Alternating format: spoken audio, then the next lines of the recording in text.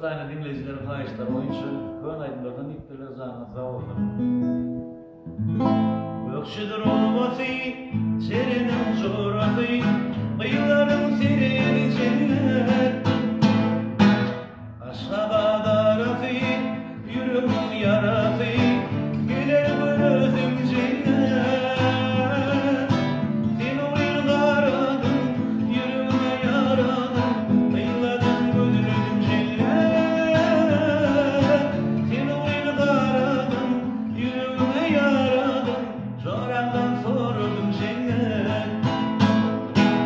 Aydımım sağdım sen, kolumda tarım.